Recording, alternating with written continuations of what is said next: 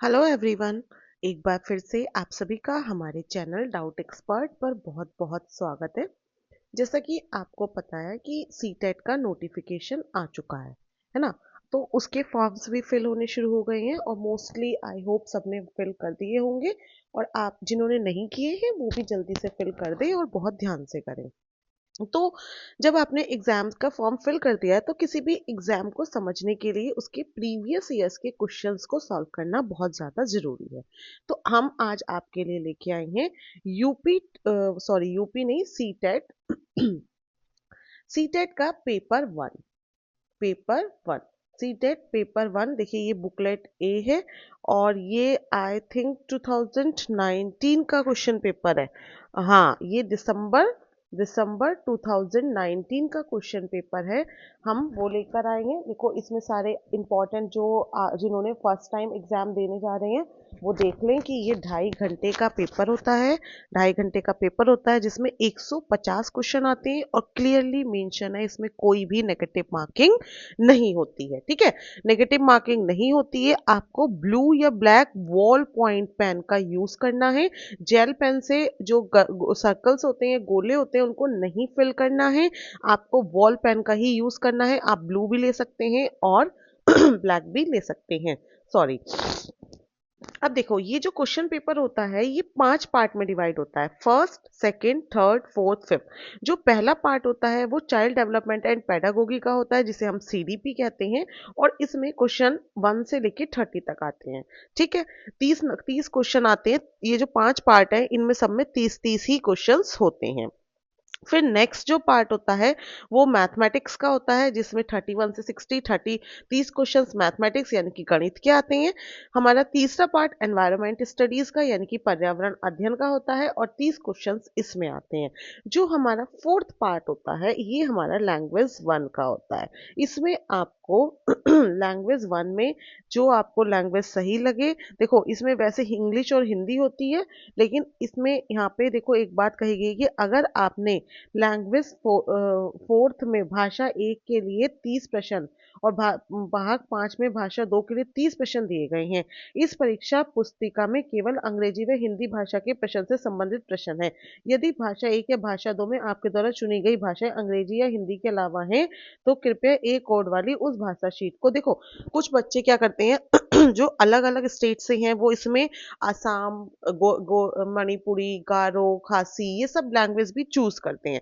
तो जिन्होंने ये सब लैंग्वेज अदर स्टेट्स के जो बच्चे हैं, अदर स्टेट्स के जो कैंडिडेट्स हैं, अगर उन्होंने हिंदी और इंग्लिश के अलावा कोई और लैंग्वेज चूज की है तो फिर वो उस शीट को ले सकते हैं। सेट एक ही अलग से शीट आती है पर्टिकुलर लैंग्वेज की। लेकिन अगर आपने हिंदी और इंग्लिश ही चूज की है तो आपको लेने की जरूरत नहीं है। तो आपको ये देखना है। और एक इंपॉर्टेंट बात देखो यहाँ पे इन्होंने क्लियरली मेंशन की है। परीक्षार्थी भाग 2 में भाग 5 के लिए भाषा सूची से ऐसी भाषा चुने जो उसकी भाषा 1 भाग 4 में चुनी गई से भिन्न हो। ऐसा नहीं है कि आपको देखो फोर्थ और फिफ्थ में दोनों में इंग्लिश और हिंदी है। आपको ऐसा नहीं करना है कि आपने फोर्थ में भी इंग्लिश चूज कर ली और फिफ्थ में भी इंग्लिश चूज कर ली या फिर फोर्थ में भी हिंदी चूज कर ली फिफ्थ में भी। आपकी जो दोनों लैंग्वेज हैं वो अलग अलग होनी चाहिए, डिफरेंट होनी चाहिए।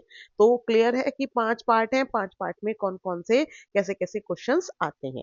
ठीक है, इसके बाद एक इंपॉर्टेंट चीज और है। आपको अपना जो रोल नंबर है ठीक है आप यहाँ पे भी फिल कर सकते हैं लेकिन जब आप ओएमआर पर अपना रोल नंबर फिल करें तो बहुत ज्यादा ध्यान से करें। उसमें हड़बड़ाहट में गलती ना करें।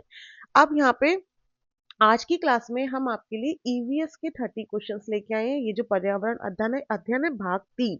हम पूरा ही पेपर सॉल्व कराएंगे लेकिन अलग अलग पार्ट्स में जिससे कि पेपर लेंथी ना हो और आप आराम से छोटी छोटी क्लासेस अटेंड करके अपने पूरे पेपर का को देख सकें। तो देखो ये सारे सेक्शंस हैं। अब हम जाते हैं ईवीएस वाले पोर्शन की तरफ।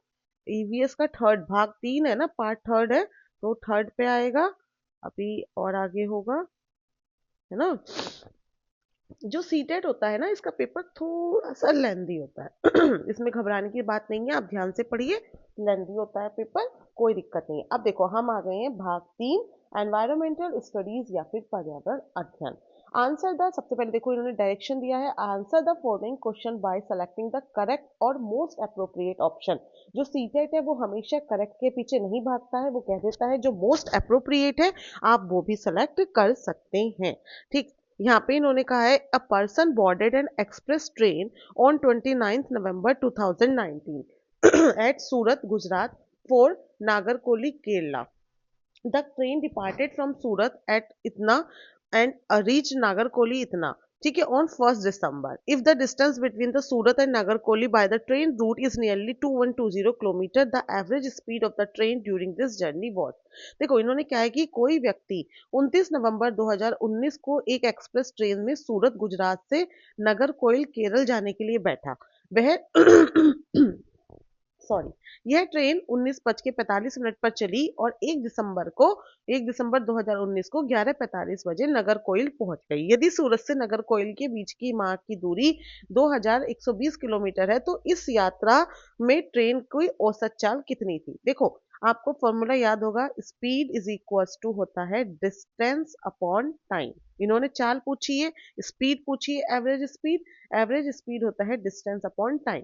डिस्टेंस इन्होंने दिया हुआ है 2120 किलोमीटर। अब टाइम हमें क्या करना है, निकालना है। आप मान के चलिए 19 दिसंबर से वो चली है 19:45 पर। 19:45 की क्या क्या बात है कि 11:45 PM पर वो ट्रेन चली है। फिर 11:45 नहीं, 7:45 पे वो ट्रेन चली है।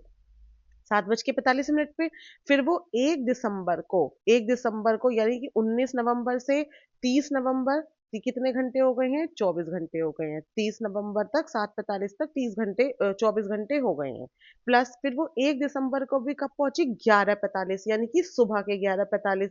और यहाँ पे वो सुबह के 11:45 पे पहुंची है। अब आप हिसाब लगाइए कि 7:45 से वो 30 नवंबर को वो 7:45 से 1 दिसंबर 11:45 तक कितने घंटे और हो जाएंगे, 12 घंटे और हो जाएंगे। बात समझ में आ रही है।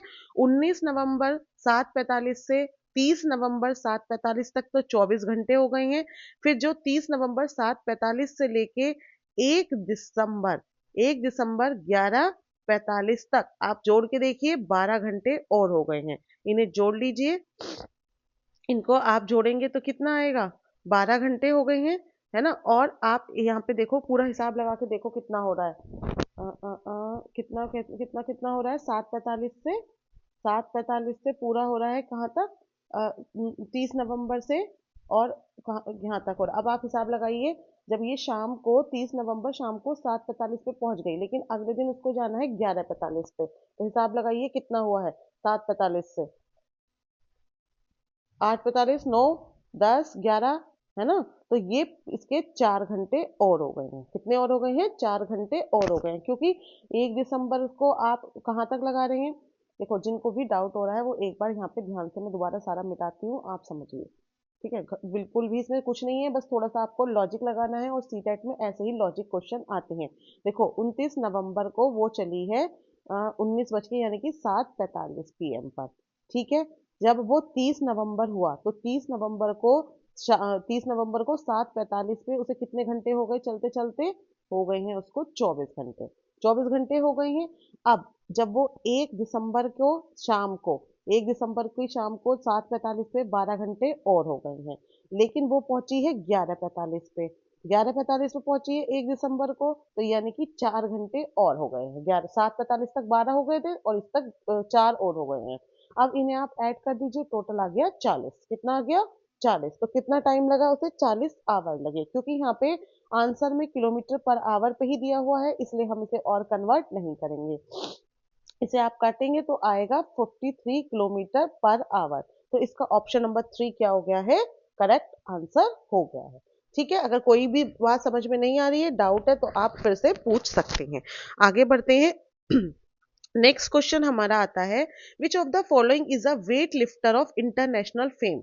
निम्नलिखित में से कौन अंतरराष्ट्रीय ख्याति प्राप्त वेट लिफ्टर है। वेट लिफ्टर कौन सा है इनमें से, क्या सुनीता विलियम्स है, नहीं, सुनीता विलियम्स तो देखिए अंतरिक्ष यात्री है, तो सुनीता विलियम नहीं है। बचेंद्री पाल भी नहीं है, सूर्यमणि भी नहीं है, कर्णम मलेश्वरी, ये जो है वेट लिफ्टर है। तो ऑप्शन नंबर 4 इसका राइट आंसर हो जाएगा। देखो थोड़े से करंट के भी क्वेश्चन आते हैं, ये आपको पता होना चाहिए। नेक्स्ट है which one of the following is a group of roots. नीचे दिया गया कौन सा एक समूह जड़ों का समूह है, आपको बताना है इनमें से कौन सा जड़ों का समूह है। देखो चुकंदर, आलू, अदरक, क्या ये जड़ों का समूह है? चुकंदर, चुकंदर क्या जड़ में आती है? गाजर, हल्दी, अदरक, ये बताना है। शकरकंद, मूली, हल्दी, ठीक है, और गाजर, चुकंदर, मूली, तो इसमें से जो जड़ों का समूह है वो है गाजर, चुकंदर और मूली। ये जड़ होती हैं, ठीक है, ये सारी क्या होती हैं? जड़ होती हैं, रूट्स होती हैं, तना नहीं होता है, ठीक है ना। हम्म। फिर इसके बाद देखो आगे अगला ऑप्शन आता है, ये जो अदरक है ना, अदरक जड़ नहीं होती है, इसलिए हमने इसको फिल्टर करा है, ठीक है। शकरकंद जो होती है ये भी जड़ में नहीं आती है, मूली नहीं आती है, ठीक, इसलिए हमें क्या, मूली मूली जड़ होती है, गाजर जड़ होती है और चुकंदर जड़ होती है। नेक्स्ट आता है desert oak is a tree which is found in. जो रेगिस्तानी ओक होता है, रेगिस्तान में जो ओक लगता है, एक पेड़ होता है रेगिस्तानी ओक, ये कहाँ पाया जाता है? तो इसके ऑप्शंस इन्होंने दिए हैं आबू धाबी में, आबू धाबी में, ऑस्ट्रेलिया में, राजस्थान के रेगिस्तानों में, या संयुक्त अरब अमीरात के रेगिस्तानों में। तो ये जो राजस्थानी ओक होता है ये ऑस्ट्रेलिया में पाया जाता है। कहाँ पाया जाता है? ऑस्ट्रेलिया में पाया जाता है। नेक्स्ट क्वेश्चन आता है question number 65। Consider the following statement about Nepenthes a plant which hunts. देखो नेपथिन्स एक प्लांट होता है जो शिकार करता है, इसके विषय में कुछ ऑप्शंस दिए गए हैं, आपको करेक्ट करना है। यह पौधा ऑस्ट्रेलिया, इंडोनेशिया, भारत के और भारत के मेघालय में पाया जाता है, ये बात सही है।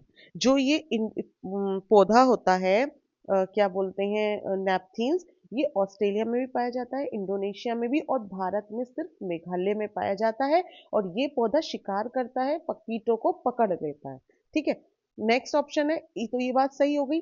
इसका आकार घड़े जैसा होता है और इसका मुंह एक पत्ती से ढका होता है, ये भी बात सही है। ये ऐसा गोल सा होता है और एक पत्ती से ढका होता है, उसमें कोई भी कीट पतंग पंछी आता है ये उसको पकड़ लेता है और उसको खा लेता है, ठीक है। और ऐसा नहीं है कि ये सिर्फ कीटों का ही शिकार करता है ना, ये बहुत सारी चीजें होती हैं उनका शिकार ये करता है। तो देखो इसका जो दूसरा ऑप्शन है यह भी सही है कि इसका मुंह गोल होता है।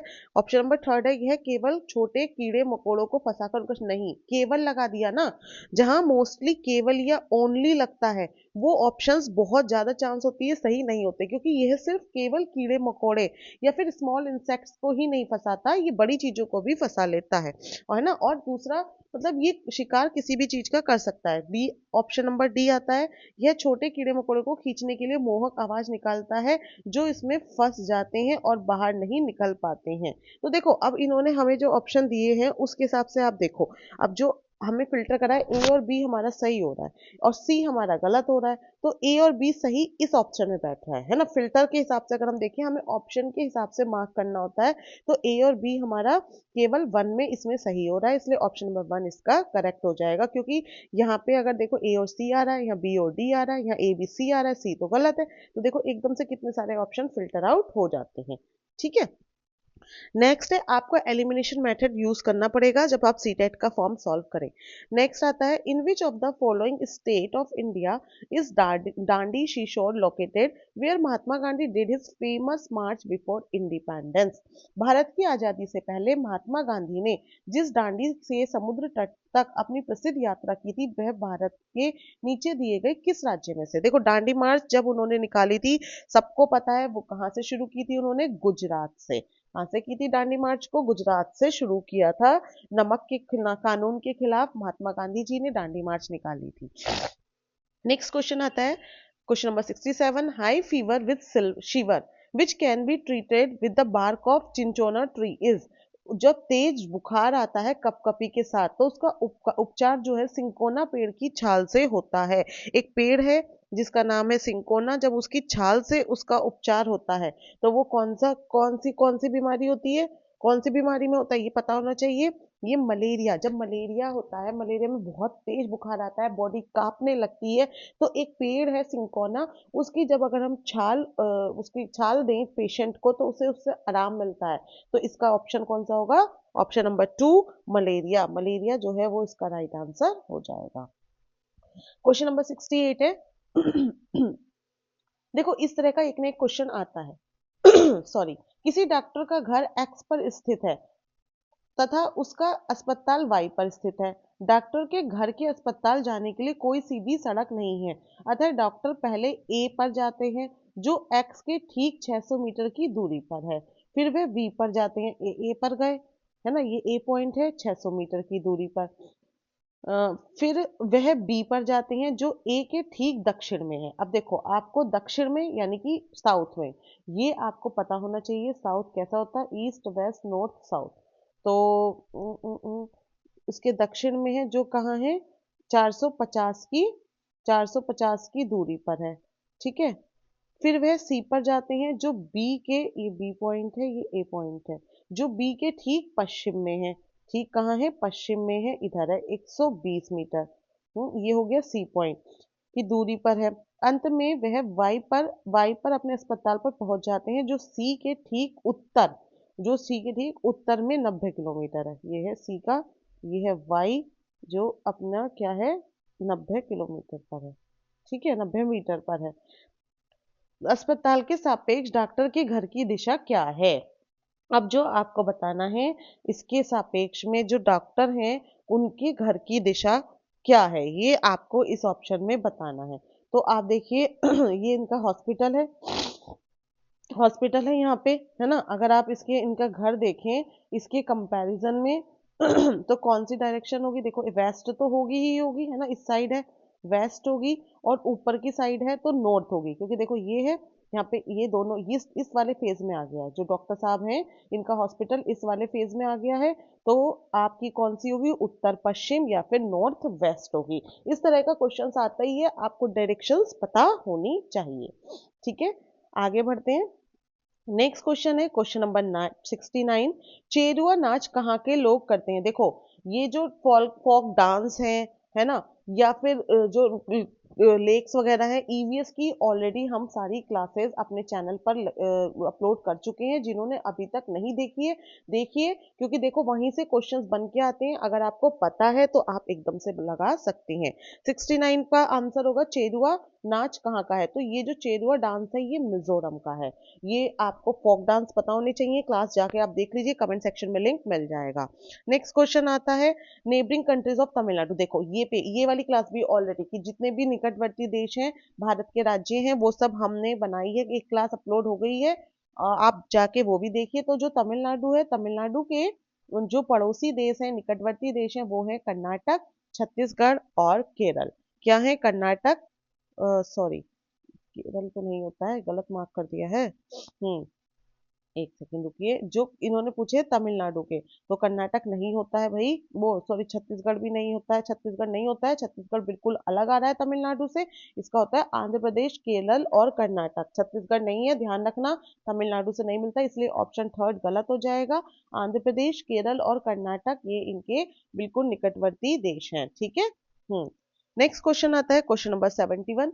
एनसीएफ 2005 के अनुसार निम्नलिखित में से क्या प्राथमिक स्तर पर पर्यावरण अध्ययन शिक्षण का उद्देश्य नहीं होना चाहिए। देखो नहीं पूछा गया है, इन्होंने पूछा है कि जो प्राथमिक स्तर है यानी कि 1 to 6 है, इनमें से एनसीएफ 2005 के जो करिकुलम आया था उसके अकॉर्डिंग इनमें से कौन सा ऐसी चीज है जो प्राइमरी स्तर पर हमें नहीं बच्चों को पढ़ानी चाहिए।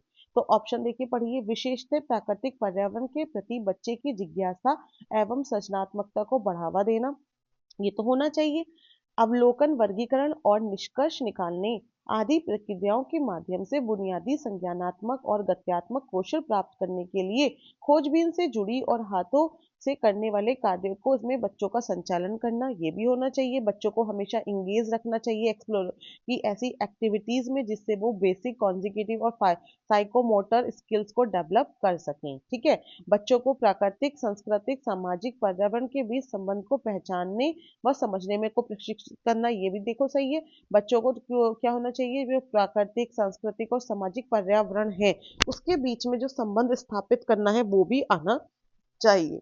फिर ऑप्शन 4 आता है पर्यावरणीय समझ के द्वारा बच्चों में सटीक संख्यात्मक कौशल विकास करना। देखो, to develop precise quantitative skills among the children through understanding of environmental issues. देखो, ये हमें 1 to 6 करने की जरूरत नहीं है, इन्होंने नहीं ही पूछा था। ये तो बड़े लेवल पे आप करवा सकते हैं बच्चों को, लेकिन 1 to 5 में नहीं। तो इसका राइट आंसर होगा 4, क्योंकि इन्होंने नहीं ही हमसे पूछा था। ध्यान देना है, नहीं पूछ रहा है कि हाँ पूछ रहा है ना। नेक्स्ट क्वेश्चन आता है, question number 72। EVS for class 3rd to 5th is a subject area which integrate. पर्यावरण अध्ययन कक्षा 3 से 5 के लिए एक विशेष विषय क्षेत्र है जो संकलित करता है। ये आपको ऑप्शन में से बताना है क्या संकलित करता है, क्या इंटीग्रेट रखता है। विज्ञान की अवधारणाओं और मुद्दों को, पर्यावरण शिक्षा, सामाजिक अध्ययन और विज्ञान की अवधारणाओं और मुद्दों को, विज्ञान और सामाजिक विज्ञान की अवधारणाओं मुद्दों को, पर्यावरण शिक्षा और विज्ञान की अवधारणाओं मुद्दों को। देखो, इसमें आप सेकंड ऑप्शन देखिए, इसमें तीनों चीजें हैं, पर्यावरण शिक्षा भी है, सामाजिक अध्ययन भी है और विज्ञान की अवधारणाएं भी है। और इन तीनों को मिलाकर ही एक सब्जेक्ट बनाया गया था ईवीएस या फिर पर्यावरण अध्ययन। तो इसका जो ऑप्शन नंबर 2 है वो करेक्ट हो जाएगा। ऑप्शन 1 में इन्होंने सिर्फ विज्ञान की अवधारणा और मुद्दों की बात की है। ऑप्शन 2 में इन्होंने तीनों लिए हैं। ऑप्शन 3 में इन्होंने विज्ञान और सामाजिक विज्ञान की बात की है और फोर्थ में इन्होंने पर्यावरण और विज्ञान की बात की है। लेकिन जो ऑप्शन 2 है इसमें तीनों की बात की है, पर्यावरण शिक्षा की, सामाजिक विज्ञान की और विज्ञान की अवधारणाओं की। इसलिए ऑप्शन नंबर 2 जो है करेक्ट हो जाएगा। क्वेश्चन नंबर 73 है, निम्नलिखित में क्या पर्यावरण अध्ययन के संदर्भ में सही है। यहाँ पे इन्होंने सही पूछा है। क्या पूछा है? सही है। पर्यावरण अध्ययन एक विषय है जो 1 से 5 तक की कक्षाओं में पढ़ाया जाता है। दूसरा ऑप्शन है 1 से 2 की कक्षाओं के लिए भाषा और गणित के माध्यम से पर्यावरण अध्ययन पढ़ाया जाता है। ऑप्शन नंबर 3 है सेकंड कक्षा मतलब 2, 3, 4 की कक्षाओं के लिए पर्यावरण अध्ययन से जुड़े मुद्दों को भाषा और गणित के माध्यम से पढ़ाया जाता है। ऑप्शन नंबर 4 है 1 और 2 की कक्षाओं के लिए पर्यावरण अध्ययन से जुड़े मुद्दे विज्ञान और सामाजिक विज्ञान के द्वारा पढ़ाए जाते हैं। देखो, आप यहाँ से क्वेश्चन के ऑप्शंस को समझिए। इन्होंने कहा कि पर्यावरण अध्ययन एक विषय है जो 1 से 5 तक की कक्षाओं में पढ़ाया जाता है। ऐसा तो नहीं है। सिर्फ 1 से 5 तक की कक्षाओं में क्या पर्यावरण अध्ययन पढ़ाया जाता है? क्या 6, 7, 8 ऊपर बड़ी क्लासेस में नहीं पढ़ाया जाता? पढ़ाया जाता है। ऑप्शन हो गया गलत। अब यहाँ देखिए, कक्षा 1 और 2 की इसमें कैसे आपको एलिमिनेट करना है वो आप सीखिए। 1 से 2 की कक्षाओं के लिए भाषा और गणित के माध्यम से पर्यावरण अध्ययन पढ़ाया जाता है। ये बात सही हो सकती है अगर हमें कोई और ऑप्शन सही ना मिले, क्योंकि जो 1 और 2 की कक्षाएं होती हैं उसमें भाषा और गणित ही मेन सब्जेक्ट होता है, उसमें ईवीएस नहीं होता। लेकिन जो भाषा और गणित होता है उसी के थ्रू बच्चों को पर्यावरण अध्ययन पढ़ाया जाता है। जो हमारे साथी कक्षा 1 और 2 पढ़ाते होंगे उन्होंने उनका करिकुलम, उनका सिलेबस देखा होगा कि वहां पे वो चीजें कैसे वो पढ़ा देती हैं। ठीक है, तो ये बात हमारी सही हो सकती है, बट अभी हम और ऑप्शन पे विजिट करेंगे। फिर ऑप्शन थर्ड है सेकंड, थर्ड और फोर्थ की कक्षाओं के लिए पर्यावरण अध्ययन से जुड़े मुद्दों को भाषा और गणित के माध्यम से पढ़ाया जाता है। बिल्कुल भी नहीं, उनके उसमें तो ईवीएस का सब बुक लगी हुई है। ऐसा थोड़ी है कि उन्हें भाषा और गणित के माध्यम से पढ़ाया जाता है। थर्ड, फोर्थ, फिफ्थ में तो ईवीएस एक पर्यावरण अध्ययन एक प्रॉपर सब्जेक्ट है, तो ये ऑप्शन गलत हो गया। फिर आता है कक्षा 1 और 2 तक की कक्षाओं के लिए पर्यावरण अध्ययन से जुड़े मुद्दे विज्ञान और सामाजिक विज्ञान के द्वारा पढ़ाए जाते हैं। अरे, जो आपको कितना इजीली है, ये तो बिल्कुल गलत बात है। जो कक्षा 1 और कक्षा 2 है उसमें विज्ञान और सामाजिक विज्ञान तो विषय है ही नहीं, नहीं है, वो सिर्फ गणित और भाषा है। तो ये भी गलत हो गया, तो ऑप्शन नंबर 2 ही हमारा सही आंसर होगा। तो देखिए, आपको बहुत ध्यान से पढ़ के अपने आंसर्स को एलिमिनेट करना है और सही आंसर तक पहुंचना है। एक इंपॉर्टेंट बात मैं और बता देती हूँ। देखो, जो जो साथी हमारे ऑलरेडी पढ़ा रहे हैं या फिर स्कूल्स में हैं, वो सबसे पहले 1 to 5th के सारे जो सिलेबस हैं और जो उनकी बुक्स लगी हुई हैं उनकी स्टडी कर लें। और जो साथी नहीं भी टीचिंग में है वो ये चीज देख लें कि 1st to 5th हमारी एनसीईआरटी में कौन सी बुक्स लगी हुई हैं, क्या-क्या सिलेबस है, क्या-क्या सब्जेक्ट्स हैं। अगर आप सिलेबस भी नहीं देख रहे हैं तो एटलीस्ट सब्जेक्ट तो देख ही लें। देखो, अगर यहाँ पे हमें पता है कि सब्जेक्ट क्या-क्या है, फर्स्ट, सेकंड में कौन से सब्जेक्ट हैं, थर्ड, फोर्थ, फिफ्थ में कौन से सब्जेक्ट हैं, तो हम देखो क्वेश्चन को इजीली सॉल्व कर सकते हैं, है ना? तो ये सब चीजें आप देख लें। और जो पेपर 2 की तैयारी कर रहे हैं वो 6 to 8 का सारा सिलेबस, बुक्स और क्या-क्या कौन से क्लास में बुक्स लगी हुई हैं, ये सब जरूर देख लें। नेक्स्ट क्वेश्चन आता है क्वेश्चन नंबर 74। बच्चों को पर्यावरण अध्ययन को सीखने के लिए खोजने के द्वारा पर्याप्त समय दिया जाता है, यह इंगित करता है। देखो, children get a lot of space to learn EVS through exploration, this indicates that कि बच्चा जब ईवीएस को पढ़ता है तो वो उसको इतना ज्यादा टाइम दिया जाता है कि वो अपने आप सर्च करे, अपने आप एक्सप्लोर करे, फिर चीज को वो समझे, देखे, उसकी जो अंडरस्टैंडिंग है उसको डेवलप किया जाता है। तो ये क्या शो करता है, ये इंडिकेट क्या करता है? पर्यावरण अध्ययन याद करके सीखा जाता है? अरे नहीं, याद करना होता तो बुक देते, रटवाते और पढ़वा लेते, है ना। याद करने के लिए देते तो याद, अगर हम उसको एक्सप्लोर करने का, खोजने का टाइम दे रहे हैं तो याद करने से तो वो आती ही नहीं है। पर्यावरण अध्ययन सूचनाओं के द्वारा सीखा जाता है? नहीं। पर्यावरण अध्ययन बॉल केंद्रित है, ये बात सही हो सकती है, लेकिन अगला ऑप्शन भी विजिट करेंगे। पर्यावरण अध्ययन शिक्षक केंद्रित है? नहीं, शिक्षक केंद्रित तो अब हमारी जो टीचर सेंटर्ड है, ये तो अब एजुकेशन रही नहीं है। एजुकेशन कैसी हो गई है? चाइल्ड सेंटर्ड हो गई है। ऊपर के दो ऑप्शन गलत है, तो इसका ये भी बात गलत हो गई, तो ऑप्शन नंबर थर्ड ये सही होगा। आप देखिए, हर जगह एलिमिनेशन मेथड यूज हो रहा है, सीटेट में एलिमिनेशन मेथड ही हम यूज करते हैं। एक और बात मैं आपको बता दूं, बिल्कुल की पॉइंट है, अगर आपको लगता है कि ऑप्शन पहला ही सही है तो जल्दबाजी में आप ऐसा ना करें कि उसी पे टिक कर दें और बस आगे बढ़ जाए। हो सकता है आपको चारों ऑप्शन विजिट करने हैं, हो सकता है पहला पढ़ के आपको सही लग रहा हो, बट आप जब और ऑप्शंस पे जाएं तो आगे के ऑप्शंस भी आपको सही लगे। तो जो बिल्कुल अप्रोप्रिएट होगा उसे आपको मार्क करना है। इसलिए सीटेट का पेपर करते वक्त बिल्कुल भी जल्दबाजी ना करें, हमें सारे ऑप्शंस ही पढ़ने हैं। नेक्स्ट आता है, निम्नलिखित में से कौन सा पर्यावरण अध्ययन पाठ्यक्रम के सुझावित प्रकरणों का उपकरण है? जो which of the following is a sub theme under the theme suggested in the EVS syllabus. जब हम ईवीएस का सिलेबस सजेस्ट करते हैं तो उनमें से कौन सा इनका उपकरण है ईवीएस का?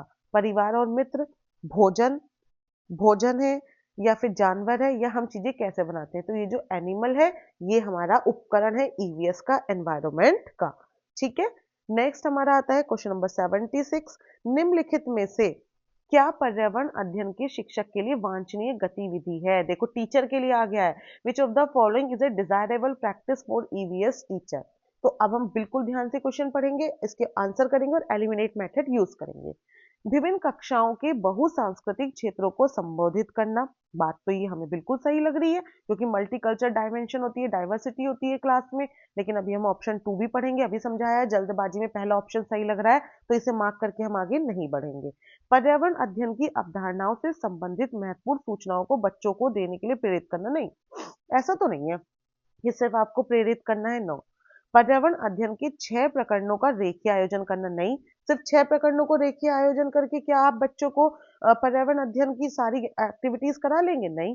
केवल केवल लग गया, केवल वाले ऑप्शन तो आप मान के चलिए मोस्टली गलत ही होते हैं। मैं ये नहीं कह रही 100% गलत होते हैं, बट 90 से 95% ये गलत होते हैं। केवल पाठ्य पुस्तकों पर आश्रित रहना, नहीं। तो हमारा ऑप्शन एलिमिनेशन मेथड से कौन सा सही निकला? Option 1, addressing multiculture dimension of diverse classroom, यही ऑप्शन हमारा सही होगा। नेक्स्ट क्वेश्चन आता है क्वेश्चन नंबर 77। इससे पहले मैं एक इंपॉर्टेंट बात बता दूं, जिन्होंने अभी तक चैनल को सब्सक्राइब नहीं किया है वो जल्दी से चैनल को सब्सक्राइब करें, और अगर क्लास अच्छी लग रही है तो लाइक करें, आपका लाइक ही हमारा मोटिवेशन है, और अपने साथियों के साथ, फ्रेंड्स के साथ शेयर करें। अभी आप देखना धीरे धीरे हम सारे ईवीएस के प्रीवियस ईवीएस कह रही हूँ, सारे सीटेट के प्रीवियस ईयर्स आपके लिए लेके आएंगे। थोड़ी ही देर में हम आपके लिए मैथ्स और हिंदी सारी क्लासेस आपके लिए लेके आएंगे। क्वेश्चन नंबर 77 है, निम्नलिखित में से क्या पर्यावरण अध्ययन में बच्चों के द्वारा ज्ञान की सूचना महत्वपूर्ण है? निम्नलिखित में से क्या पर्यावरण अध्ययन में बच्चों के द्वारा ज्ञान की सूचना महत्वपूर्ण है? इनमें से आपको बताना है। तो क्या है, बच्चों का सक्रिय भाग लेना बहुत इंपॉर्टेंट है। अगर बच्चा एक्टिवली पार्टिसिपेट करेगा तभी वो अच्छे से पढ़ेगा। बच्चों के समुदाय के सदस्य, ये भी इंपॉर्टेंट है। पर्यावरण अध्ययन की पाठ्य पुस्तकें, देखो बुक्स तो इंपॉर्टेंट है। पर्यावरण अध्ययन की पाठ्य पुस्तकों में दी गई व्याख्या और परिभाषा, कि देखो वैसे हम कह सकते हैं कि ये भी इंपॉर्टेंट है, बट अब आप ऑप्शंस देखिए, यहाँ पे इन्होंने कोई भी ऑप्शन नहीं दिया है जो ए बी सी और डी हो, लेकिन इन्होंने ऑप्शन दिया है ए बी सी का। ए और सी हम नहीं मार्क कर सकते क्योंकि बी भी इंपॉर्टेंट है। ए सी डी भी नहीं, ए सी डी हम नहीं कर सकते क्योंकि बच्चों के समुदाय के सदस्य इंपॉर्टेंट है। तो इसमें सबसे ज्यादा जो इंपॉर्टेंट है वो ये 3 चीजें हैं, तो इसलिए हम ऑप्शन 1 को, ये इंपॉर्टेंट है बट देखो जब हमें पाठ्य पुस्तक की इंपॉर्टेंस हमने बता दी तो व्याख्या और परिभाषा तो इंपॉर्टेंट हो गई, इतनी ज्यादा इंपॉर्टेंट नहीं है जितना ये तीनों इंपॉर्टेंट है। बुक्स आर मोर इंपॉर्टेंट, ठीक है। तो ऑप्शन नंबर ए इसका करेक्ट आंसर होगा, क्योंकि हमें ये भी देखना होता है किस तरह से इन्होंने ऑप्शंस दिए हुए हैं, ठीक है। नेक्स्ट क्वेश्चन हम आगे बढ़ते हैं। क्वेश्चन नंबर 78 है, children have children can effectively engage in EVS learning through. बच्चों को पर्यावरण अध्ययन सीखने में प्रभावशाली तरीके से जोड़ा जा सकता है। तो कैसे जोड़ा जा सकता है ये आपको बताना है। वृतांत, ठीक है, हाँ आप नैरेटिव करके जोड़ सकते हैं। कहानियां, नहीं कहानियों से तो नहीं जोड़ सकते कहानियां। अगर आप, हाँ एक और इम्पॉर्टेंट बात है, क्या हमें ऑप्शंस दिए गए हैं आके देखना पड़ेगा। अगर हम पर्यावरण से संबंधित बच्चों को कहानियां सुनाएंगे तो हाँ ऑब्वियस सी बात है हम बच्चों को जोड़ सकते हैं, जोड़ सकते हैं, है ना। ऐसा कुछ नहीं है, तो हम बच्चों को उससे क्या कर सकते हैं, जोड़ सकते हैं। तो कहानियां भी हमारे लिए इंपॉर्टेंट है। शिक्षक के द्वारा अवधारणाओं की प्रभावशाली व्याख्या, इंपॉर्टेंट, कि शिक्षक के द्वारा हमें क्या करना है, जो बच्चों को हमें अवधारणा, देखो इसमें व्याख्या की तो जरूरत नहीं होती है ईवीएस में, ईवीएस में व्याख्या की जरूरत नहीं होती है। अवधारणाओं का प्रभावशाली प्रदर्शन और व्याख्या नहीं, इसमें डेमोन्स्ट्रेशन और एक्सप्लेनेशन नहीं। देखो हमें क्या करना है, इफेक्टिवली इंगेज रखना है ईवीएस लर्निंग में। जब हम इंगेज रखेंगे तो हमें क्या करना है, नैरेटिव बनाना है और कहानियां सुनानी है। तो इसका ऑप्शन ए और बी सही हो जाएगा, ठीक है। ऑप्शन ए और बी इसका राइट आंसर होगा। अगला क्वेश्चन आता है, क्वेश्चन नंबर 79, पर्यावरण अध्ययन के शिक्षक के द्वारा बच्चों को जानवरों का अवलोकन और उनका चित्र बनाने को प्रेरित करने का उद्देश्य क्या है। देखो जब हम बच्चों से कहते हैं कि जानवरों का अवलोकन करें, उनका चित्र बनाएं, तो इसका उद्देश्य क्या होता है, बच्चों के सृजनात्मकता का विकास, क्रिएटिविटी तो हमें डेवलप करनी है, तभी तो हम बच्चों से कह रहे हैं कि चित्र बनाओ, है ना। उसके लिए आप उसको देखो, कुछ थॉट्स डेवलप करो, बच्चों में अवलोकन और रचना कौशल का विकास करना, ये भी बात सही है। डेवलप ऑब्जर्वेशन, बच्चा ऑब्जर्व करेगा, उसके अंदर डिजाइनिंग स्किल्स डेवलप होगी, ये भी सही है। बच्चों में सौंदर्यगत संवेदना विकास करना, हाँ develop aesthetic sense of children, सही बात है। जब वो एनिमल के कुछ भी डेवलप देखेगा तो अवलोकन करेगा तो उसमें सारी तरह की चीजें डेवलप होंगी। तो इसका ऑप्शन, तीनों ही बात सही है, तो ऑप्शन ए बी सी इसका राइट आंसर हो जाएगा, ठीक है। जब भी कुछ बात की जाती है कि आपको क्रिएटिव करना है तो उसका मोटिव ही यही होता है कि बच्चा का सिर्फ रटने से अलग उसका क्रिएटिविटी से उसको डेवलप करा जा सके, उसकी और सारी मोटर को डेवलप किया जा सके, जिसके उसके लर्निंग स्किल्स अच्छे हों, ठीक। तो आपको हमेशा ऑप्शंस में बहुत रिजिड नहीं होना है, जिसमें बच्चों का फायदा हो रहा है उस ऑप्शंस को मार्क करके ही चलना है। क्वेश्चन नंबर 80 है, पर्यावरण अध्ययन में शिल्पकला और चित्रकला को समूह में करके सीखने पर बल दिया जाता है, ठीक है। अब इन्होंने पूछा है क्योंकि, क्योंकि कक्षा की अनुशासनहीनता को रोकने के लिए समूह में सीखना शिक्षकों के लिए एक आसान और बहुत प्रभावशाली युक्ति है। नहीं भैया, ऐसा कुछ भी नहीं है, ठीक है। समूह में सीखना सहपाठी द्वारा सीखने को प्रोत्साहित करता है, ये इंपॉर्टेंट है। जब बच्चा ग्रुप लर्निंग करता है, ग्रुप में सीखता है, तो वो अपने जो सहपाठी हैं वो उनसे भी सीखता है, अपनी पीयर लर्निंग को बढ़ाता है। जब ग्रुप में सीखता है तो पीयर लर्निंग आजकल एक कॉन्सेप्ट चल रहा है, देखा होगा जो हमारे साथी ऑलरेडी टीचिंग में है उन्होंने देखा होगा कि जो ट्रेनिंग्स होती हैं उसमें बताया जाता है पीयर लर्निंग, तो ये पीयर लर्निंग को बढ़ाता है। समूह में सीखना कक्षा में सामाजिक अंतःक्रिया को बेहतर करता है। हाँ जी, जब बच्चा एक ग्रुप में सीखता है तो उसका सोशल इंटरेक्शन बहुत अच्छा होता है, तो ये बात भी सही है। क्योंकि जब वो जो अपने थॉट्स हैं वो दूसरे के थॉट्स से टैली करेगा, फिर दोनों डिस्कस करेंगे, डिस्कस करके कुछ नया कॉन्सेप्ट निकलेगा। तो पीयर लर्निंग, सोशल लर्निंग, ये सब ग्रुप लर्निंग के इंपॉर्टेंस हैं। नेक्स्ट है, समूह में सीखना पर्यावरण अध्ययन के पाठ्यक्रम को समय पर पूरा करने में सहायता करता है। ऐसा कुछ नहीं है, कुछ भी नहीं है। तो इसमें जो ऑप्शन बी और सी इसके राइट आंसर होंगे। तो इसका जो करेक्ट आंसर होगा 80 का वो होना चाहिए option number third, option number third, क्योंकि बी और सी, देखो यहाँ पे ए डी दिया है, यहाँ बी डी दिया है, तो यहाँ पे बी सी है, तो option number C, B and C जो होंगे वो राइट आंसर होंगे, तो ऑप्शन थर्ड इसका करेक्ट हो जाएगा। नेक्स्ट है 81, निम्नलिखित में क्या पर्यावरण अध्ययन को सीखने का सबसे प्रभावशाली संसाधन है। इनमें से आपको बताना है कि सबसे प्रभावशाली संसाधन क्या है। परिवार के सदस्य, हाँ जी, समुदाय के सदस्य, ये भी बहुत इंपॉर्टेंट है, समाचार पत्र, ये भी बहुत इंपॉर्टेंट है। और यहाँ पे देखो हम है तो कक्षा भी, लेकिन देखो इन्होंने कहीं भी ABCD नहीं दिया है, इन्होंने दिया है ABC। तो फिर से हम ऑप्शन नंबर थर्ड को मार्क करेंगे, जैसे इनके ऑप्शन होंगे हम वैसा मार्क करेंगे, ठीक है। क्योंकि अगर वो बाहरी परिवेश से सीखेगा वो ज्यादा इंपॉर्टेंट है कक्षा से सीखने से, ठीक है ना।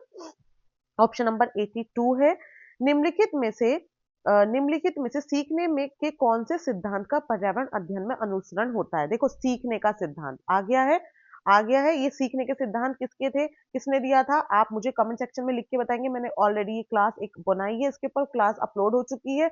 आप बताएंगे, एक बहुत फेमस है, बताइए उन्होंने सीखने का सिद्धांत दिया था। तो सीखने के सिद्धांत में जो पर्यावरण अध्ययन का अनुसरण कैसे होता है, वैश्विक से स्थानीय नहीं, अमूर्त से मूर्त नहीं होता है, ठीक है। किससे होता है, अज्ञात से ज्ञात नहीं, ज्ञात से अज्ञात की ओर। कैसे होता है, ज्ञात से अज्ञात की ओर। ये है सीखने का सिद्धांत का अनुसरण ईवीएस में, ज्ञात से अज्ञात की ओर।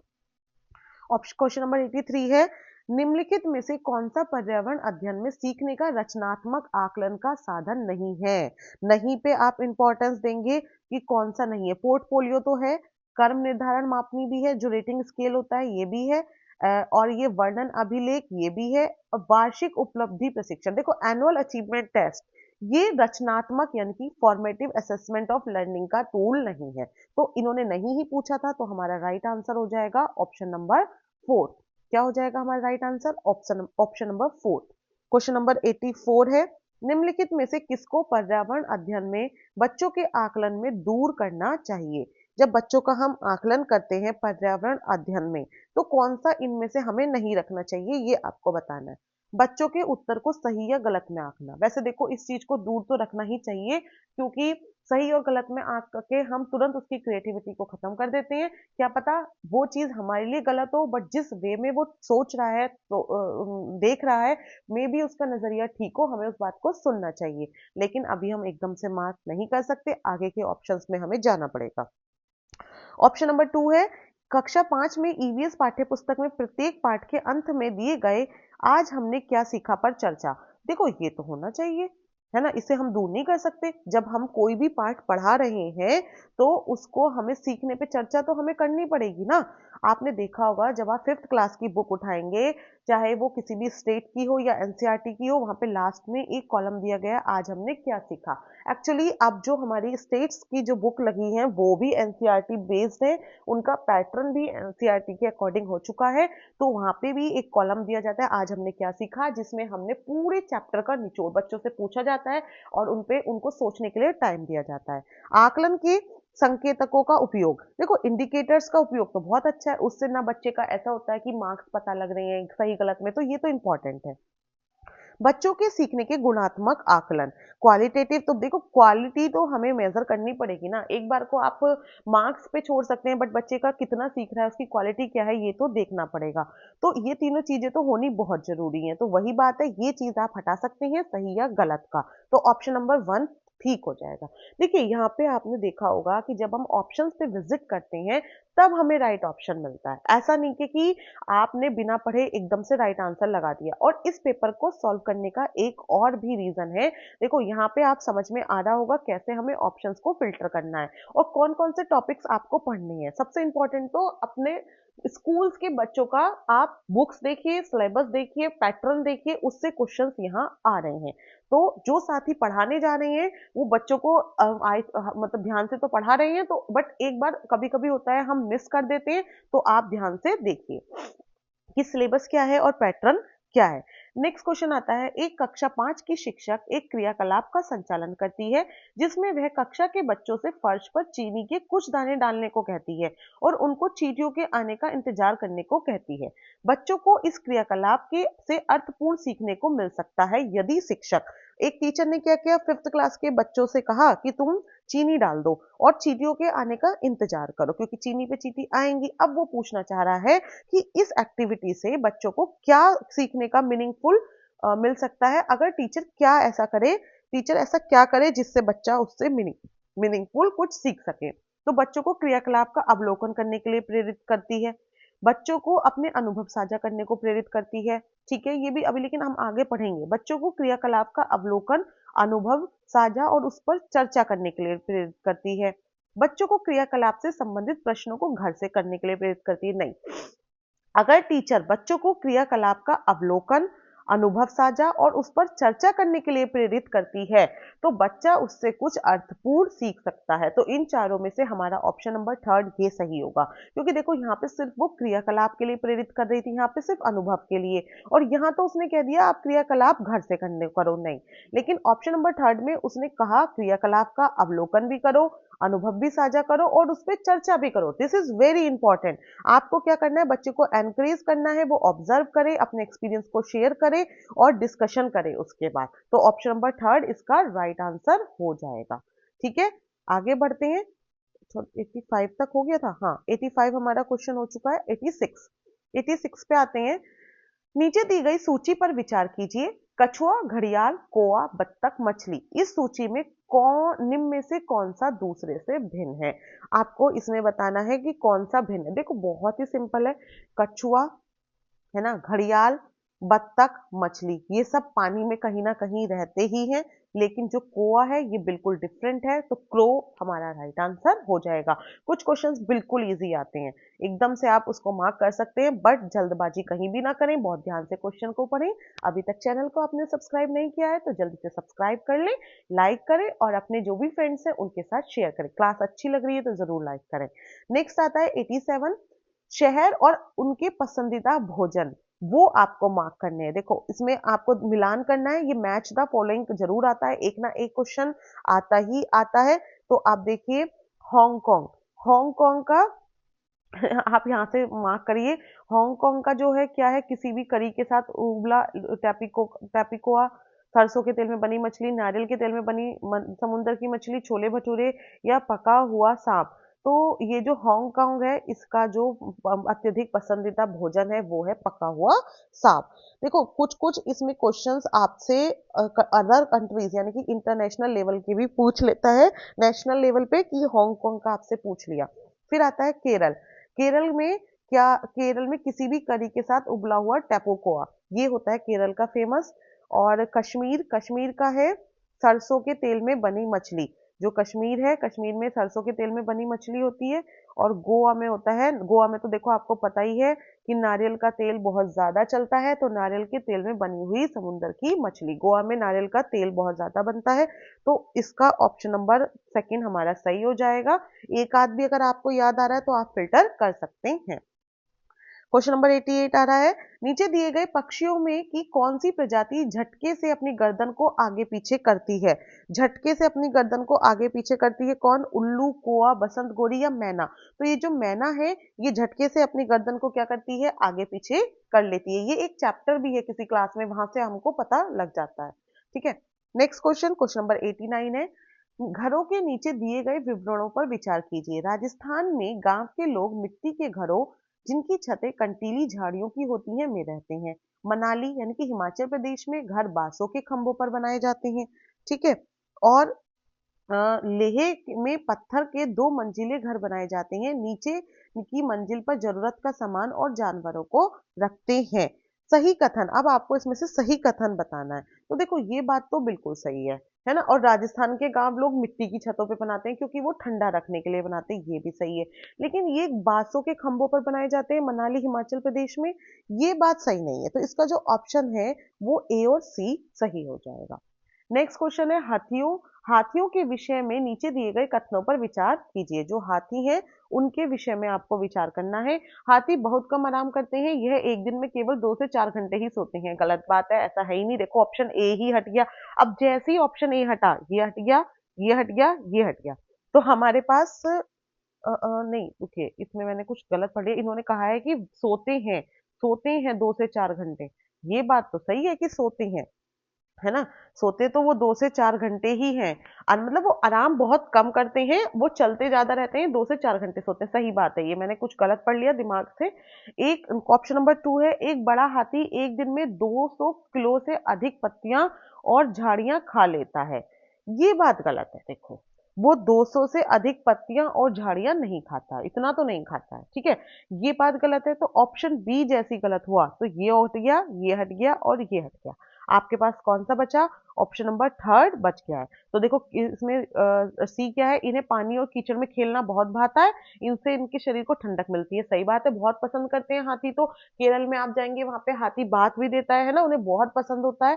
किसी हाथियों के झुंड झुंड में सबसे बुजुर्ग हथनी की सभी फैसले लेती है। हाँ, वहां पे जो फैसले लेती है वो हथनी लेती है, जो सबसे बुजुर्ग होती है वो सारे फैसले लेती है। तो इसका ऑप्शन नंबर डी भी सही होगा। तो देखो हमने जब एलिमिनेशन मेथड यूज किया तो जैसे ही हमारा बी ऑप्शन गलत हुआ तो देखो तीन ऑप्शन यहाँ पे अपने आप हट गए। फिर हमारे पास ऑप्शन थ्री ही बचा। जब ऑप्शन थ्री बचा तो ये हमने राइट कर दिया। इसलिए अगर आपको एक भी चीज सही से पता है तो आप एलिमिनेशन मेथड का यूज कर सकते हैं और क्वेश्चन को मार्क कर सकते हैं। बट एलिमिनेशन मेथड को भी अंधाधुन यूज नहीं करना है, पहले आपको सारे ऑप्शंस पढ़ने ही हैं। देखो आज की क्लास में हमने ईवीएस के सारे क्वेश्चंस कर लिए हैं। अब हम नेक्स्ट क्लास आपकी लैंग्वेज की लेके आएंगे। जिन्हें कुछ भी डाउट है वो आप कमेंट सेक्शन में पूछ सकते हैं और हमारे टेलीग्राम एंड व्हाट्सएप चैनल को ज्वाइन कर लीजिए, वहां पे आपको सारे पीडीएफ्स मिल जाएंगे। Thank you for watching.